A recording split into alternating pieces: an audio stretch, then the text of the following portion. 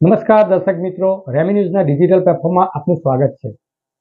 આજે ક્રાઇમમાં આપણે વાત કરીશું કે ગુજરાતના યુવાધનોને નશાના રવાડે ચડાવવાનું નેટવર્કનો પર્દાફાશ સુરત જિલ્લા એસઓજીની ટીમે કર્યો છે।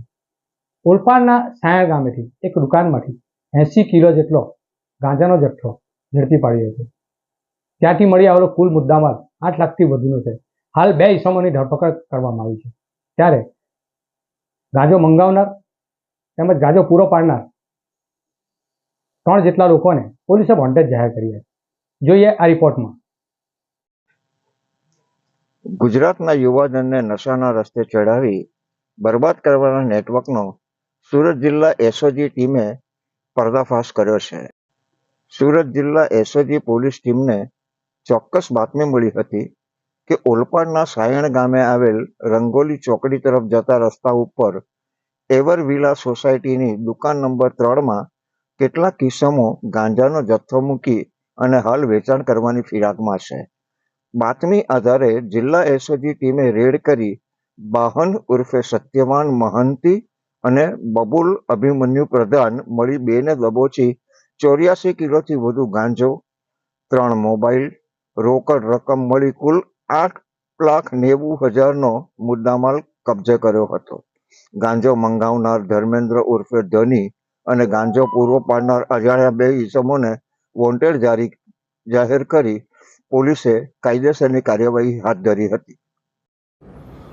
સુરત ગ્રામ્ય જિલ્લામાં એસપી સાહેબ તરફથી તેમજ આઈજીપી સાહેબ તરફથી નાર્કોટિક્સની બદી નાબૂદ કરવા માટે ઝુંબેશ ચાલી રહી છે, જેમાં એસઓજી દ્વારા અને જિલ્લામાં આપેલ આઈ સ્ટેન્ડ સ્ટ્રોંગ અગેન્સ્ટ ડ્રગ્સના સ્લોગન હેઠળ એસઓજીએ ગઈકાલે ઓલપાડ તાલુકાના સાયણ ગામે ખૂબ જ સારી કામગીરી કરેલ છે, જેમાં ગઈકાલે લગભગ સવારથી જ આ એક ઓપરેશન કરવામાં આવેલું, જેમાં 2 એક એવરવિલા સોસાયટીની બાજુમાં દુકાન નંબર 3માં આવેલ જથ્થો બાતમીના આધારે મળતા એસઓજી શાખાએ 2 આરોપીની પૂછપરછ કરેલી, જેમાં બાહન વિજય મહંતી અને બબુલો પ્રધાન નામના 2 વ્યક્તિઓ મળી આવેલા, જેમની પાસે લગભગ 84.921 કિલોગ્રામ જેટલો ગાંજાનો જથ્થો મળી આવેલો।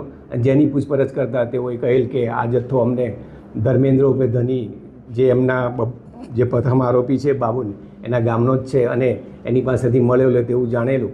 તેથી માલ મગાવનાર તેમજ માલ આપનાર આ બંનેને પણ આરોપી તરીકે લેવામાં આવેલ છે અને આ બંને આરોપીની પૂછપરછ હાલમાં ચાલુ છે અને આ મુદ્દામાં લગભગ 8,49,210 રૂપિયાનો થાય છે અને જે પોલીસે કબજે કરીને એનડીપીએસની કલમ મુજબ ઓલપાડ પોઝિશનમાં ગુનો પણ રજીસ્ટર કરવામાં આવ્યો છે અને આ બંને આરોપી તેમજ વોન્ટેડ આરોપીની સઘન તપાસ ચાલુ છે।